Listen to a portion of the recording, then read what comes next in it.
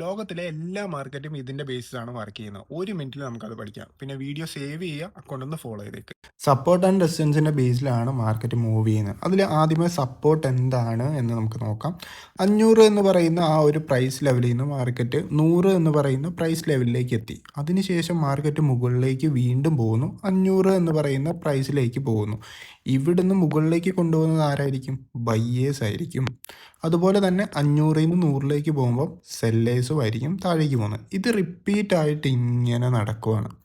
Okay, അപ്പോൾ നമുക്കറിയാം ഈ 100 എന്ന് പറയുന്ന ആ പ്രൈസ് പോയിന്റ് എത്തിയപ്പോഴാണ് മാർക്കറ്റ് വീണ്ടും വീണ്ടും മുകളിലേക്ക് പോകുന്നത്. സോ ഇവിടുന്ന് മുകളിലേക്ക് 100ൽ നിന്ന് 500ലേക്ക് കൊണ്ടുപോയത് ആരായിരിക്കും? ബയ്യേഴ്സ്.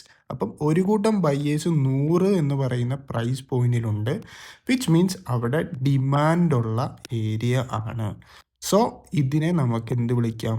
സപ്പോർട്ട് എന്ന് വിളിക്കാം. അതുപോലെ തന്നെ നമുക്ക് റെസിസ്റ്റൻസ് നോക്കാം. റെസിസ്റ്റൻസ് എന്ന് പറഞ്ഞാൽ എന്താണ് മലയാളത്തിൽ? അവിടെ റെസിസ്റ്റ് ചെയ്യുക, ഇവിടെ ഒന്ന് പ്രതിരോധിച്ച് നിർത്തുക. ഈ 500 എന്ന് പറയുന്ന പ്രൈസ് പോയിന്റ് എത്തിയപ്പോൾ സെല്ലേഴ്സ് ആക്റ്റീവായി, താഴേക്ക് വീണ്ടും വീണ്ടും പോകുന്നു.